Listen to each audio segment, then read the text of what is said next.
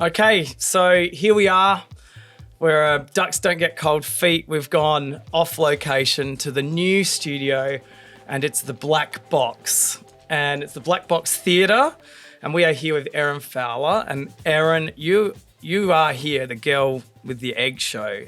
I am. Yeah, and we actually met in a supermarket, and you were with two bakers, and I just assumed the egg was part of the boys with the baking.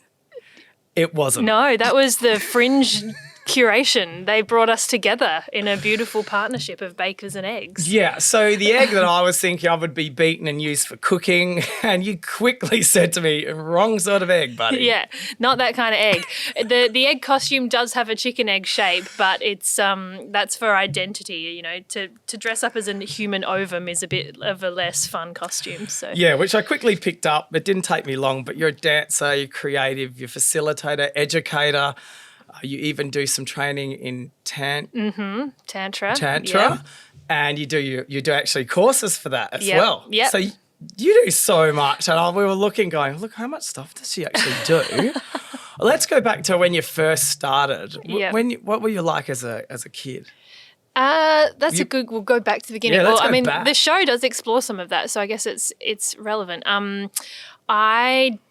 Dance was kind of my main love as a kid. I was very, very shy, so I didn't talk very much. So dance was definitely a space that I could express myself. Now I'm like up on the stage doing clowning and all of these different things. But yeah, I was very shy as a kid. Loved dancing, loved moving. Yeah. So back when were you an Adelaide girl? Yep. North, south, east, west. South.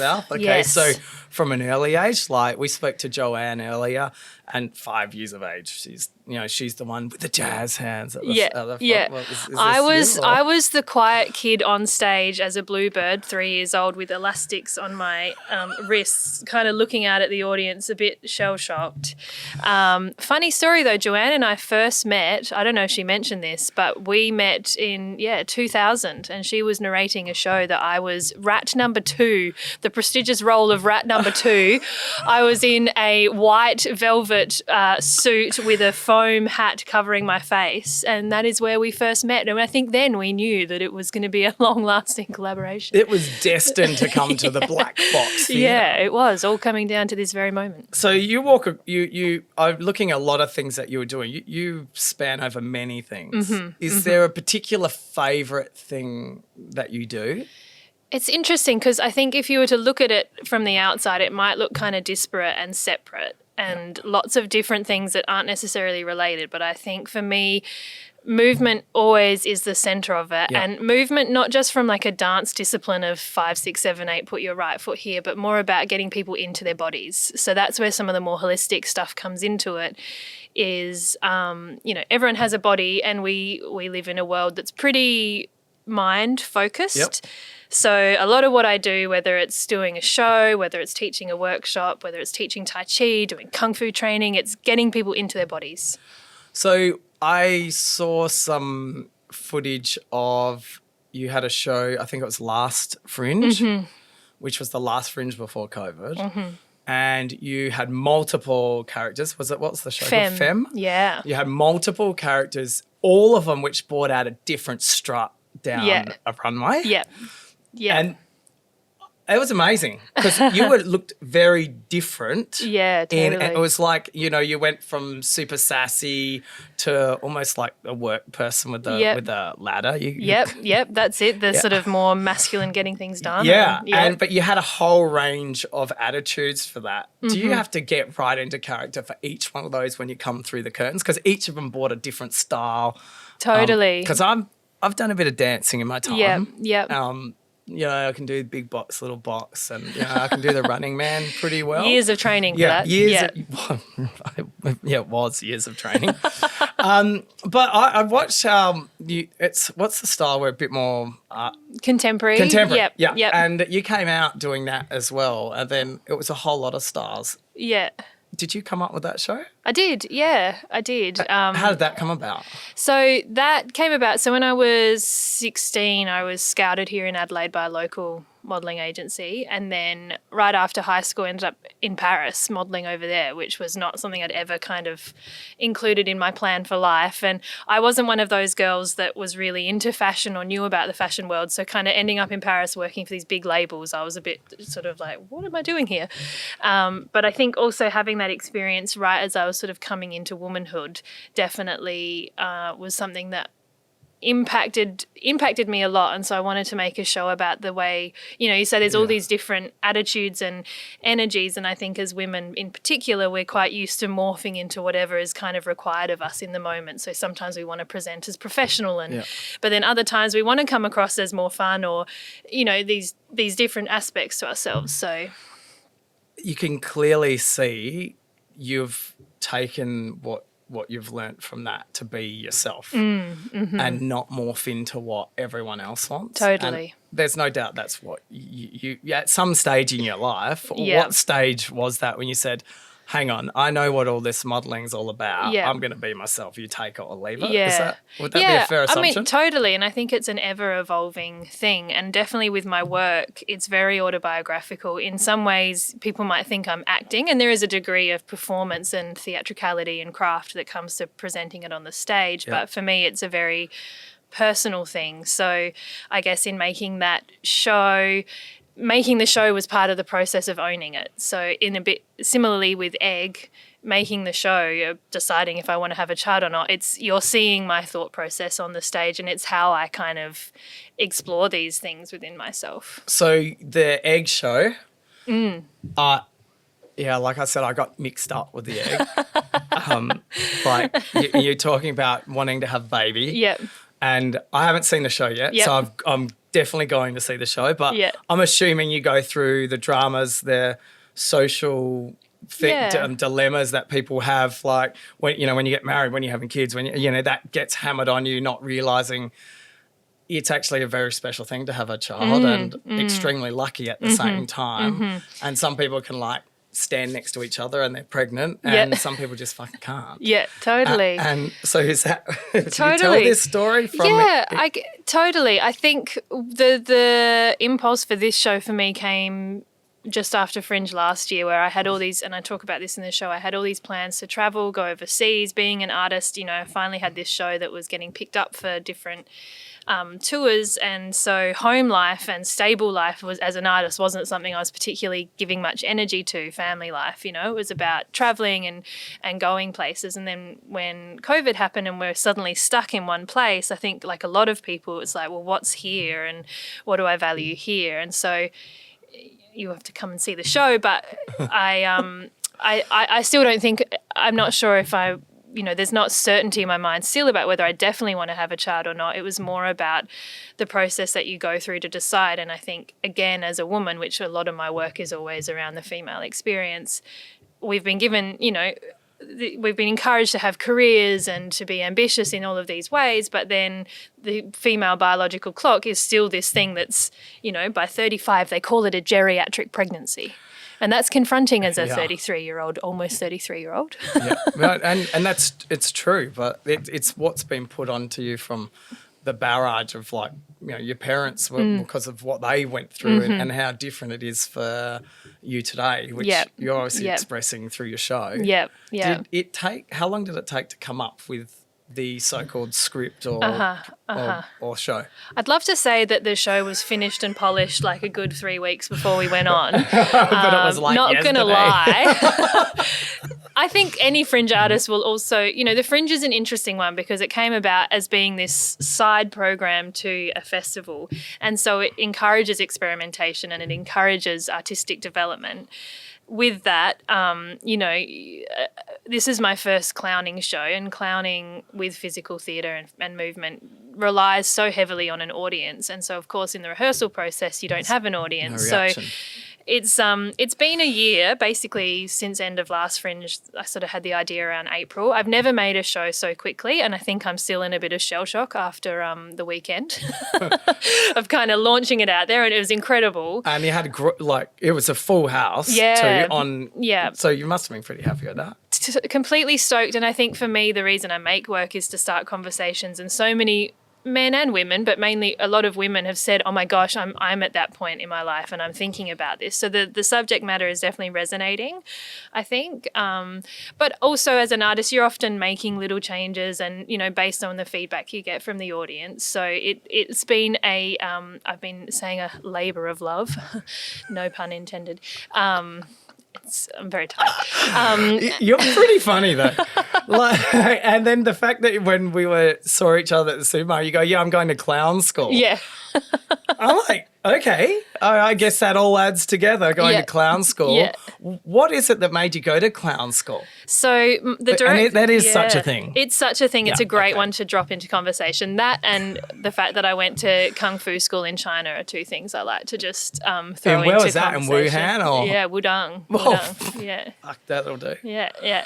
But no, clown school. So a dear friend of mine who's also the director of the show, Hugh Parham, he studied pachinko clowning in Canada and has brought that back to Adelaide and has been teaching at a lot of the universities. And I encouraged him strongly to do a professional, it's called Baby Clown School, so that I could make my show. So I was like, "Hugh, could you do clown school December, January, so that then I can finish the show by Fringe?" And he agreed. So yeah, I was running to my clown training, which we finished in January. So I'm assuming you don't want to go to be a clown, but you need that's part of learning theatre?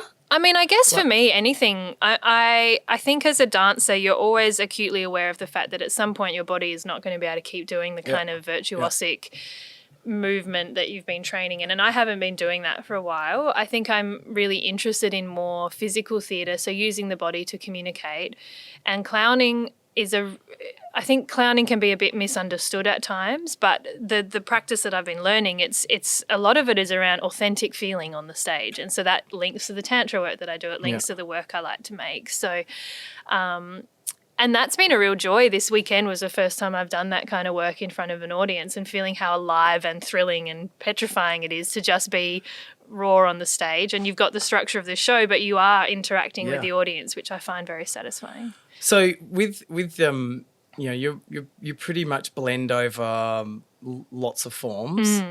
Last year, was that your femme show? Mm-hmm. You did a clip there of you just walking. Yeah. I'm assuming that was you, but that clip is freaking awesome. Yeah. All your clips, and you don't have many on that Not I've yet. seen. Yeah. But they have cracking tunes. Yeah. So when I watched it, I was like, yeah, that's banging. That's a great tune. And it showed you in different situations. Yeah. And then when you see the show, it's It like, kinda it makes sense. totally makes sense. Yeah. Did you come up with that? So I've got a collaborator, Chris Hertzfeld, who is a photographer and videographer. And so we came up with that concept together of wanting like a 30-second snapshot working through town. And then for that show, a local musician, Mario Spate, did the soundtrack. So, I love working with sound designers. Will Spitalis is doing the sound for this show. And so often I like mixing a kind of blend of pop music or music that people recognise and then some more created stuff.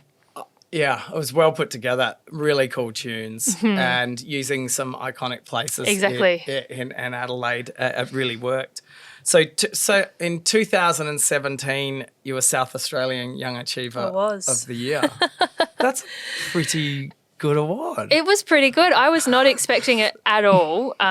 I was actually in America for the award ceremony because I was touring with a children's theatre company, and I knew I'd been nominated for the Arts Award, but I didn't know I'd been nominated for the whole thing. So that was my sister ended up doing the acceptance speech for me and just gave this very beautiful speech about how wonderful I was, even though she hadn't been asked to do a speech. It was great. That's so good. It's sticking up for your sister and actually just saying what needs to be said. I think that's fantastic and an amazing award to get.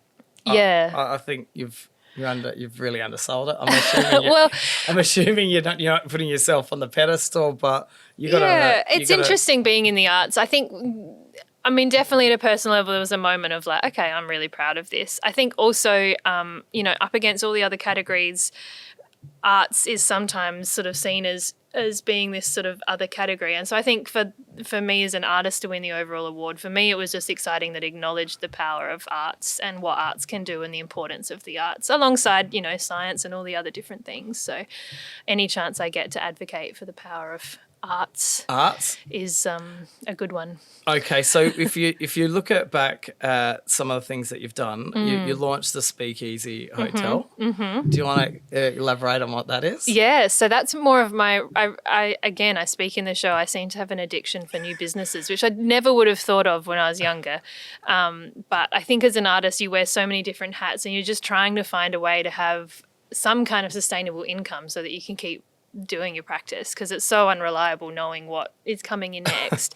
So the Speakeasy Hotel is a mobile bar that we have staffed by artists. We're actually out and about during Fringe here and there. There's two vintage caravan bars that we bought the business from some previous owners who did an incredible job restoring these two vans with the intention to kind of bring a lot of the time in the arts, the bars make all the money, but they're not at all connected to the arts. So we wanted to find a way to feed that income back into our practice. So premium alcohol, is it cocktails? It really varies. Is it mixed? Yeah, we're basically have our wine list, and our drinks list is mainly South Australian makers. I think it's 100% actually. Yep. And but we can also do cocktails, gin bar, natural wines, anything. Because of its flexible nature, it's kind of able to cater. So we still do more of the corporate events and weddings and that kind of thing, but we're also really starting to. So how'd you get into that? I mean, look, it's pretty random. I think was one of these look like a massive golf cart. Yeah. Well, I went to Chris Aloman, I think, or the hypnotist. Yep. And there was one there. So right. There you go. So there you go. There's a few Used around. it without even knowing it. Yeah, and I think I have managed to stay out of hospitality my entire arts career. A lot of artists have hospo on the side, but then everyone looked at me, and when we announced this, and were like, I also didn't drink for 5 years. I now drink a little bit, but everyone was very confused why I'd bought a bar. So you're like on a no drink. Yeah, let's buy a mobile bar. Yeah. So I can literally take it to any one of my friends' houses. Exactly. Parties, weddings. It's just for the cool factor. Yeah. Well, it's a cool thing to have. I actually gave the guy a comment. I said, cool, nice, cool looking cart, mate. It's so cool. Yeah. You're embodying the Awakening Academy, trained for Tantra practitioner. Now, people think Tantra, I'm assuming they're thinking Tantra sex. Yep. And so I just had to definitely Google quick bit of research. Quick bit of research. And I noticed it was for males and females. Yep. And it's about finding your inner self, maybe getting rid of some of the blockages that you might have through spiritual healing. Yeah. How did you get into that? Because that's all stuff that I'm very interested in. So it was interesting to see. It's just a mini clip about that you had your class there, which was a full class, I might add. Yeah, totally. Which I would hope. I guess you're going to show off a video. Let's show off that. But I looked at it and I thought, okay, because we were doing the research. So you've done lots of acting, playwriting. You've done everything. You've just mentioned you travel with children's theatre. And then I looked at that and I think, wow, that's quite diverse. I've got to ask, is there something that made you think, this is me? Yeah, it's an interesting question. So over the sort of past 6 or 7 years where I've been also going on a bit more of the spiritual path and exploring different holistic practices, most of that time I've kept it very separate to my arts practice. So I work with the Embodied Awakening Academy and was teaching workshops overseas with them and here. But this year I've really tried to bring them together, and in doing that I've realised that there is like a commonality between the two. So I came to Tantra about 6 or 7 years ago. And I think it was partly because I was looking for a practice that included sexuality as part of its teachings. And most spiritual practices ignore that part of human existence, ignore what we might call the shadow side, so our angry sides, and for me, I felt like the education and the culture around sexuality, it didn't quite resonate with me. I was looking for something that it doesn't always have to be this deep spiritual experience, but just something that empowered me to communicate and to own that part of myself. So I wouldn't have articulated it like that back then, probably. I think I was just like, what is this hookup culture that we're a part of? I can't seem to connect. What the fuck is going on? I missed all this hookup culture. So, I used to have to ring a phone on the landline and get through the parents or the brother. Yeah. And then sneak on a phone call. Yeah. I'm not that old, but it sounds like it when I look at that. But I go away with the race team with like the kids, all pick kids. And we're in like Winton, middle of nowhere. Next minute, chicks are rocking up. And I'm like, how the fuck? We're in the middle of nowhere, man. They go, Tinder. And I'm like, wow. So I'm assuming you're single, so you were, or I'm guessing. Yeah, no, that's a fair assumption. Yeah, fair assumption. A very understanding partner, one of the two from the show. Yeah. I'm looking for that guy. So, where is he? Where is he? I'm also looking. just putting it out there. He's just single. But when you go into looking at what's happened, I look at it now and I think, fuck. When we went out, we sort of went out to pick up, and that was a bit. But now, no one goes out to pick up. Actually, they've done all the picking up just by hooking up. Yeah. Yeah. How do you think that's going to change society, or has changed society by what's already happened? I mean, I guess there's probably two things. I think we live in a very transactional society now, so everything is fast. So Uber Eats can be delivered. All of these different things. We have very short attention spans and want a very quick return and result. And so I guess it's fair enough that also extends into our sexual lives and hookup culture. You can, if you really want to, you can go on Tinder and someone can be, I've heard, someone can be at your house. I'm terrible on any dating app, just does not work for me. But I've heard that, and so I think that I guess coming back to Tantra and the teachings of Tantra, we seem to be very attached to being in our comfort zone and anything that can help with that. But actually there's a lot to be said for sitting in our discomfort sometimes. And so I think that this culture can make people not feel like they can just sit in their own experience as much. They're always looking to external things to meet that. So hookup culture, or Tantra is not about shaming any of that, but it's just making sure that people are coming from a conscious place in making those decisions, as opposed to I'm feeling lonely, I'm feeling uncomfortable, I'm feeling sad, I'm feeling bored, and then responding from that place. Well, I think body shaming is a massive thing. I've got two young daughters, 6 and 7, and they're like not biased, and they're beautiful. And then my 7-year-old put on something and she goes, "Oh, Dad, do I look fat in this?" And I was like, what the fuck? I looked at her and said, "What are you talking about?" Like, she's a beanpole. I said, "What shit are they saying?" So I didn't say it. I probably did, actually. But I said, "What are you talking about? Like, what sort of conversations are happening when someone would actually even say that from a young age?" And I see the dangers of social media, and I think we're in for a major. I don't think it's going to change. And I think the Netflix documentary, The Social Dilemma, I think that really explains it in quite a simple way that anyone that watches that goes, oh, like maybe this is a problem. Yeah. Where you're letting people, or not people, AI, which the intelligence of way more intelligent than any human looking at it, start to control the things that you see, the biasness that you see, and you only start to see what you want. Yeah. It's like a perfect marriage, isn't it? But for me, when I look at that, I think with my girls, I'm not so concerned about the screen time.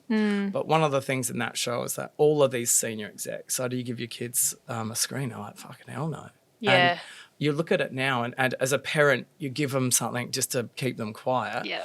Do you see this as a major, the shaming and how it's going to be for the children of today? And when I mean children, I mean like Otley's age, and younger.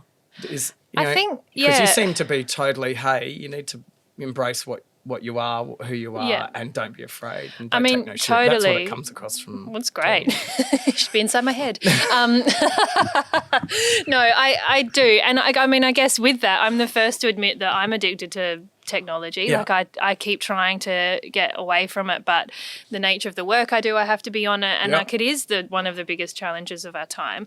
I think where some of these more holistic practices and these kinds of, mindfulness and all of these different things, nature bathing is this new thing that has been around in Japan for a long time about people and, doctors prescribing green time now because we're all so on our devices. What's green time? Green time is getting out in nature. So doctors Yeah. are actually prescribing their patients to go out into nature as an actual remedy for unwellness, which I find fascinating. But I think that where the Tantra work and some of that other stuff comes in is around emotional well-being and emotional education. So if you come back to, even sexual education in schools, we're taught about the physicality to a degree, but there's not much education around the emotional sides of intimacy, around the emotional sides of being on social media. And so young kids being fat shamed or whatever that is, it's like, okay, well, they might know how to use a computer way more than, older generations. Like kids just know just automatically now to just swipe a screen, which is like 100%. very disconcerting.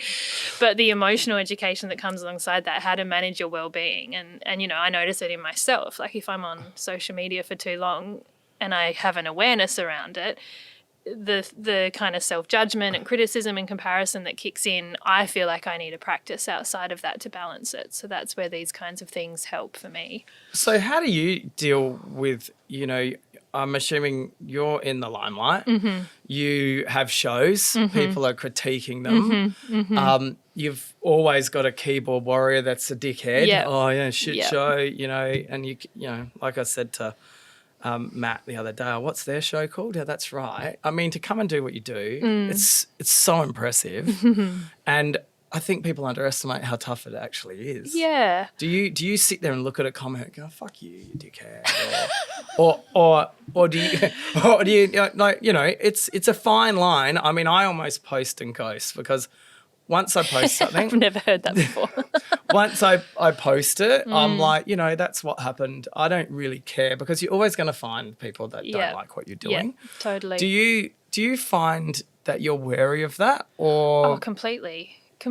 I mean, yeah, even just this weekend, there's been a whole bunch of reviews and, you have to, I think artists often are perfectionists. I'm definitely a perfectionist and find it very hard to have self-compassion despite, the work that I do in other fields and things. And I think, even, Tuesday, like yesterday I was absolutely exhausted. I'd been getting 5 hours sleep for about a month, working on this show all over Christmas, New Year's, building up to sold out shows, really positive responses. But if you get one not so positive comment, I think they say human psychology, it takes something like 10, I don't know the numbers, but 10 positive remarks to outweigh a negative. Okay. And when you're tired and exhausted and you've just exposed your entire heart, it's a vulnerable space to be in. And I think sometimes I forget I'm not so great at the self-care. I'm very good at getting things done and new projects and more. I find the self-care much more uncomfortable.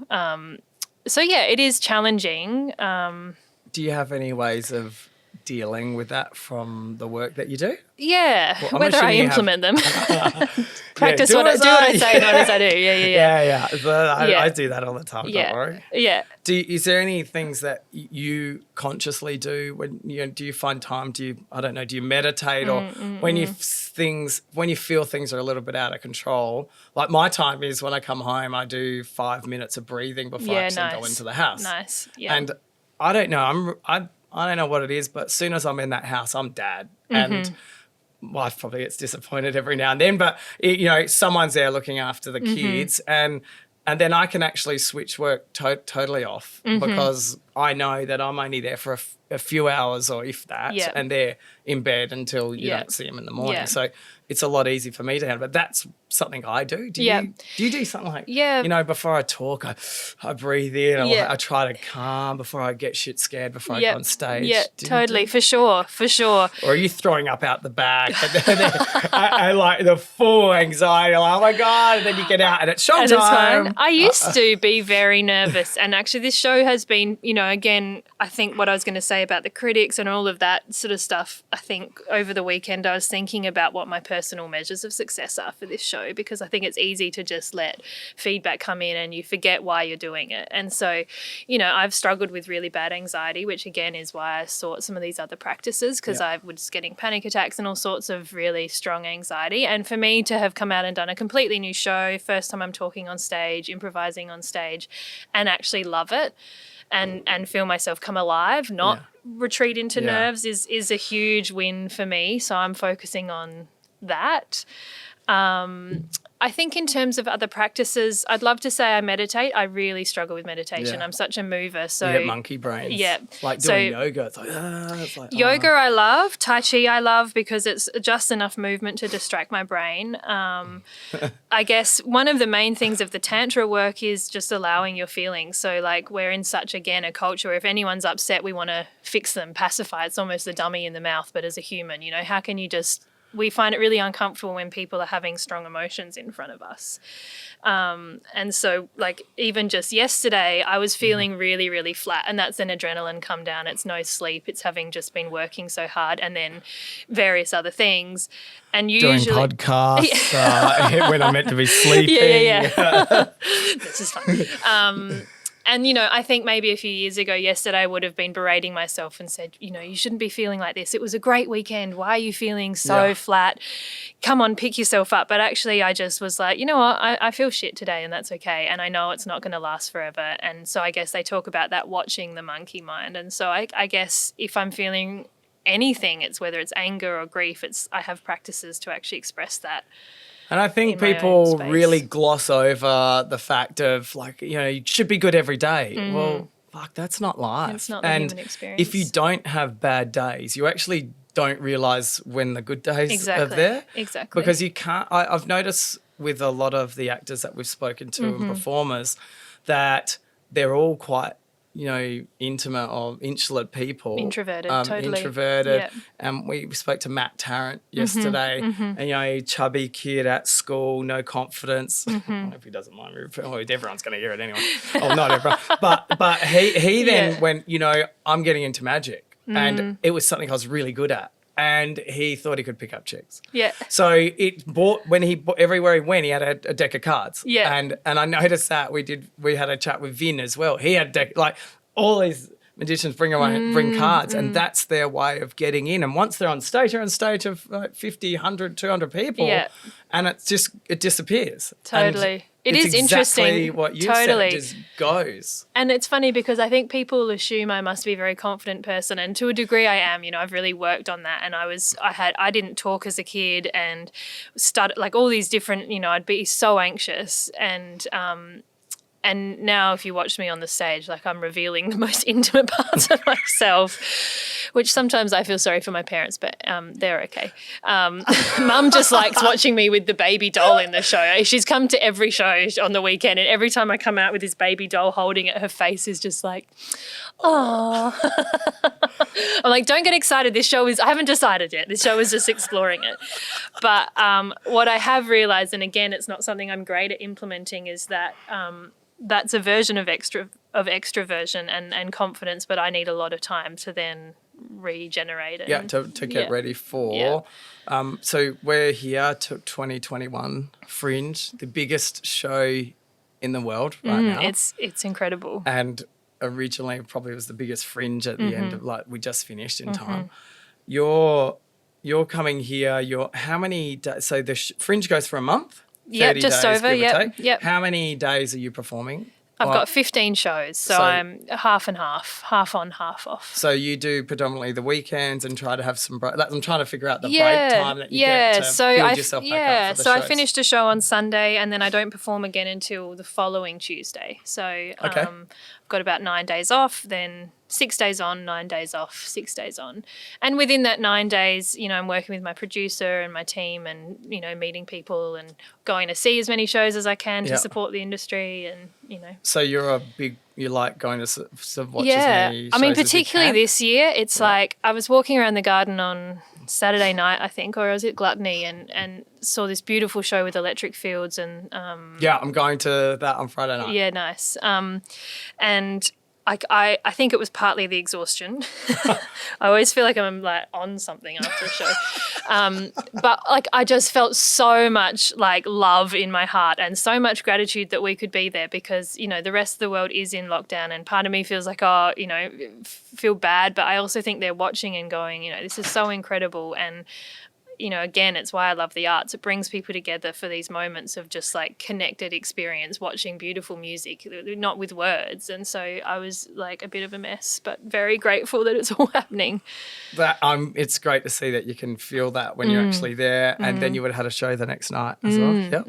And if people are listening, and it's got to be, you know, around Fringe in 2021, you can watch you live. Yep. From Black Box Theatre.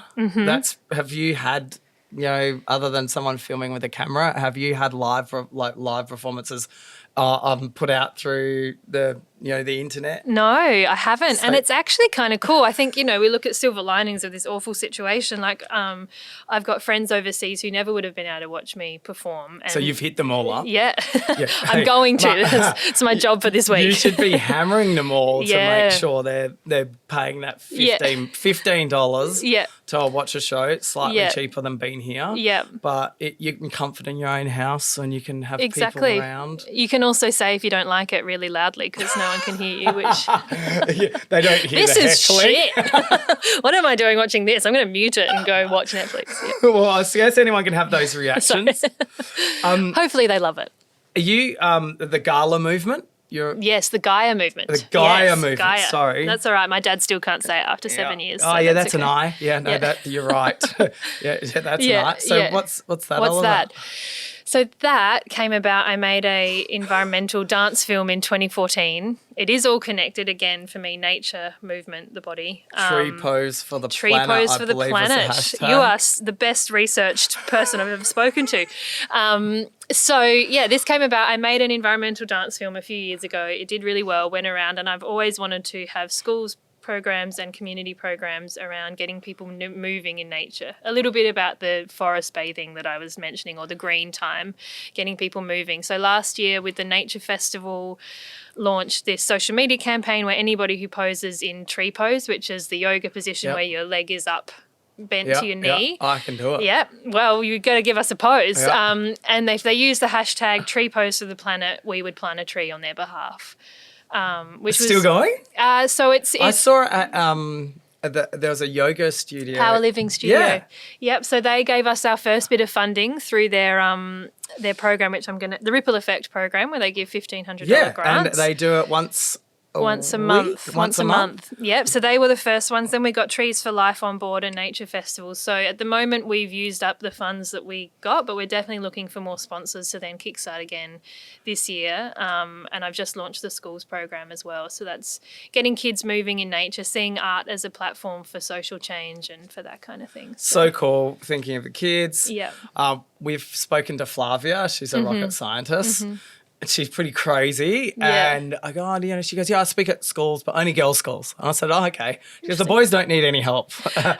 And she's very passionate about, and, I agree with her because in life, that's what's happened so far. And I think it's up to all of us to be able to make sure it's an even playing field for whatever skills that you have, and respect the fact that, if a guy had a baby, they wouldn't fucking go back to work. I'm looking at it from a guy's point of view, and I think it needs to be, and that's a big position, is that right? Yeah. To take out of a life, and that does affect people's careers. Totally. So we need to be able to respect that and be able to understand that if people do have kids or whatever it is, they can come back and to be as open as possible. But it also starts from what we're giving all the children of today about trying to give them the even keel, because let's face it, it hasn't been. And when Flavia talked about it, I was like, she's spot on. She's like, don't worry about the boys, they're fine. But, but she says, if I can get one of those students to be a rocket scientist,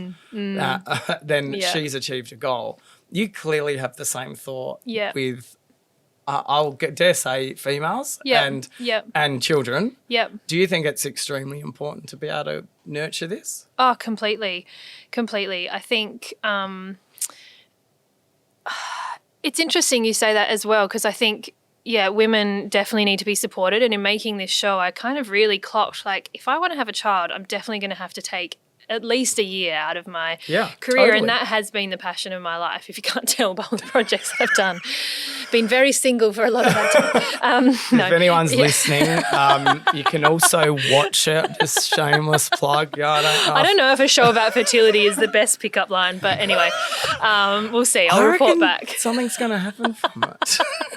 Yeah, I'm not sure. We'll see. Your But chakras might be closed. I'm just saying. just opening the chakras. Putting it out there. You got to. What was I saying? I've got distracted now with my dating life. So looking after for children coming through, females coming through in any profession, and you taking a year off. I mean, I'll be honest, if you haven't got the support of your mum or totally your mum's, community, your mum's leader show, she's around. But if you haven't got the support like that, a year's an understatement. Yeah, totally. And that's confronting when you have, I always thought I'd have a kid, and now that I'm almost 33 and going, well, I love what I do, I love my work. Yes, I work in the arts, and I've spoken to a lot of female artists around having children, which has been incredibly insightful and helpful. I've actually got my own podcast. Oh, cool. What is that? It's called The Waiting Womb. Okay. We're about to launch. Oh, how good are we on research? Well, I hadn't. That's a scoop for you guys, because I haven't announced that. So oh yes, I was going to say, how did we miss that? I know. Like, we listen to everything there. God I got damn to hold something back. So the sound designer from the show, Will Spartalis, and I have been interviewing parent artists about the experience, because our career trajectories are quite different. Often we're freelance, so we don't have a full-time job that we're getting paid maternity leave or any of that, so it's a different culture. So that's been really very helpful. So we'd never thought about that. There's actually, because you're freelance, there's no maternity leave. Okay. Of course. And I actually hadn't. That's a big thing. Yeah, totally. And yet on the flip side, the arts community has always been incredibly supportive. We're very used to not knowing when next paychecks are coming in. So I think there's a resourcefulness and a resilience within those communities. So that's been kind of interesting. But I guess going back to your original point around supporting the next generation, for me, that seems incredibly important. And, I think when you think about having a child, I'm sure all parents have got some kind of social, whether it's wars or nuclear bombing or now climate change, there's always these big things hovering over the future of the planet. But I do feel like it's a bit different now, in that there is research coming out that, my generation is now choosing not to have children specifically for the reason of climate change, and making the right choice, in inverted commas, whether it is or not, to not keep using the Earth's resources by creating more humans, which I don't know if it's changed quite that significantly in terms of patterns of reproduction. Yeah, okay. Well, I hope we reproduce a lot. It's got a few supermarkets out there. We need to just flagging that. We need people to keep buying. No comment. I understand. Well, it's all happening later, huh? Yeah. Like, let's face it. And I think Natalie was 36 or 35 or something like that before we had children. Had so many dramas in having children. Had like 8 rounds of IVF, and it was just a shit show. Yeah. And in the end, she was fucked. She goes, "I'm done." It's so intense. Yeah. And then got pregnant. So who would have thought? But it shows how much the game upstairs changes. But I think you need someone first. Yeah, I've heard. You could go somewhere, I guess, and get it done. There is a number in the show to It's Raining Men where I won't say anything more, but I may wear a shower cap and a poncho that, you can. That's pretty good. I like that. That is so good. So it's fair to say your show started off with a bang. You can, let's go with that. Damn. Very good. So it has been awesome. Yeah. And I think that must be reassuring. Yep. For you to put the whole thing together. Yeah, and it's selling really well. So I think Hurry up and buy tickets. yeah, buy tickets Yeah, because buy. they're going quickly. Especially this Fringe. It's so, as an artist, when you see even just 1 or 2 tickets coming in, it's like, oh, it's so exciting. So definitely, That's so good. Do you get to see the online sales at all? you do. Yeah, you Oh, do. so that's I cool. know everyone who's coming to the show, and I know who hasn't booked yet as well. So just saying. Just putting it out there. Adelaide's a small place, Yeah. okay? But with big talent. Yeah. So have you actually thought about what's next? I radically am considering taking a bit of time off, Okay. which I don't think I've done actually in about 8 years. So where COVID kind of meant that everyone slowed down, I went the opposite and started like 700 new things. So Clearly. I am.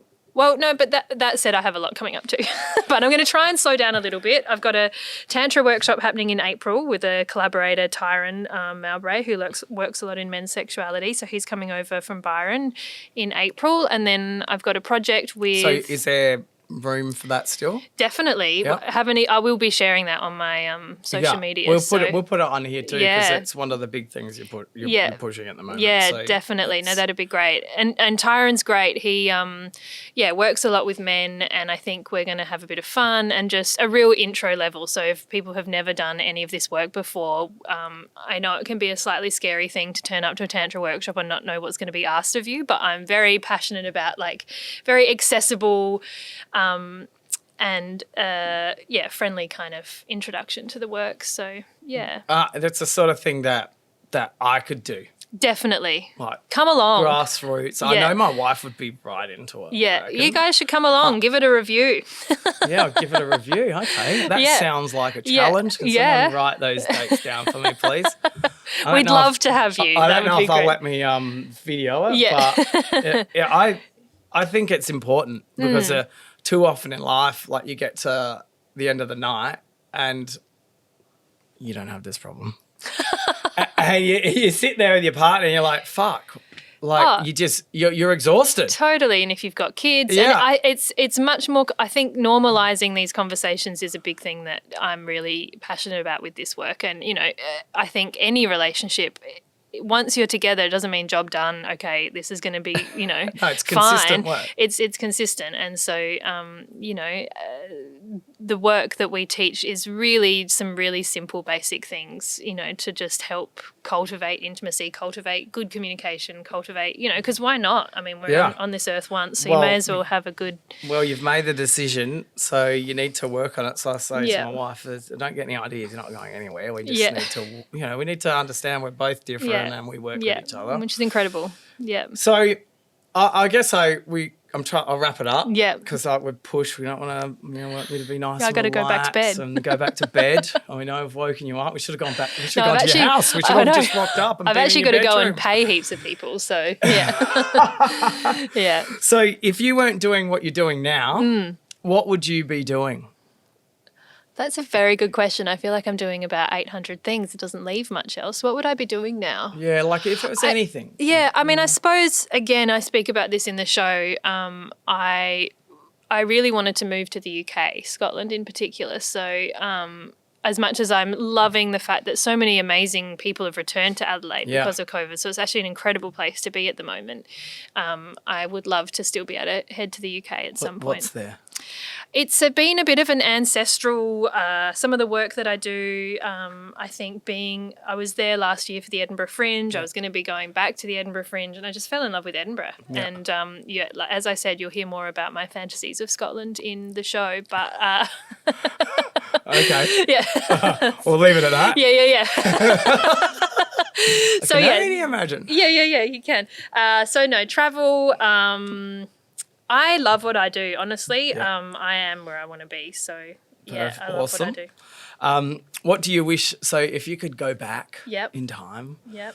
and speak to a budding Erin, might not be you, but someone, whether Yeah. they're 16 or something Yeah. at that age, what worldly advice could you give them that you know now that you definitely didn't know when you were 16? Yeah. Or, Yeah. Yeah.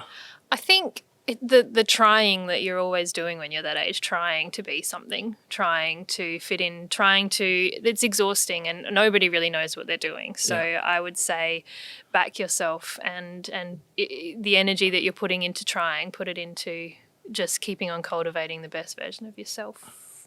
Awesome.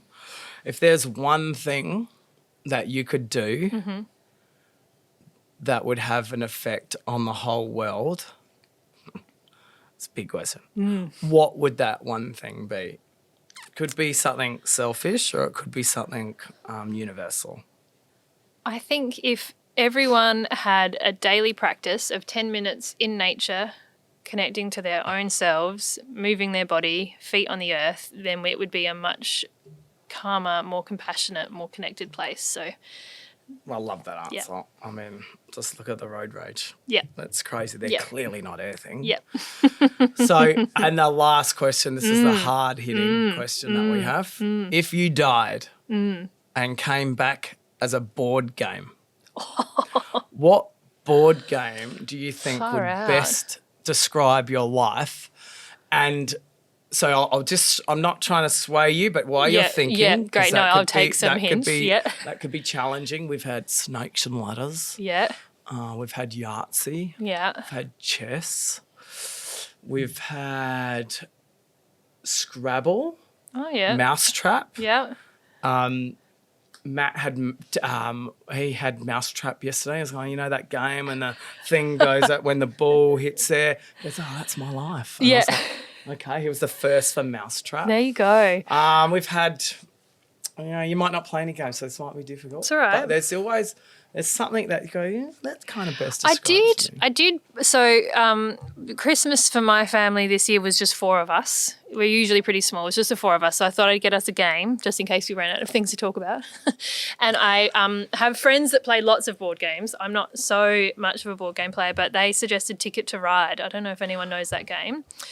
Ticket to Wow, Ride. Ticket to Ride. I love it. It's Yep. a new one. A new This one, is so getting some exciting. nods. So this is one where you kind of are building these pathways between cities, and I feel like if I was a board game, I have many cities, many things, and I'm trying to connect them all, and probably ambitiously trying to go too far. But that's my answer. That Ticket is- to Ride.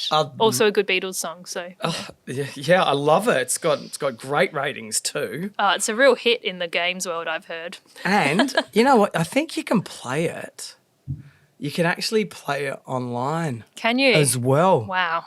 So Ticket to Ride. The first time I've heard that. There you go. Well, there you have it.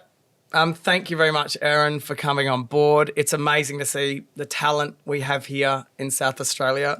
I hope you don't go, but where home will always be right here Thank you. in Adelaide. For anyone that's listening now, 2021, you need to get and watch your show at Fringe. Yes. And if you can't watch it in the Adelaide Fringe, you can definitely go online, Black Box Theatre, Yep. and do your best to support local artists. So you need support more than anyone else, and we need to make sure that we're doing our bit in Adelaide and South Australia to make sure we are supporting amazing local talent that we have here. You've done so much in such a short period of time. You're only 32. Only 32, So, almost 33. So Only almost 33. Just flagging out Yeah. for any guys out there.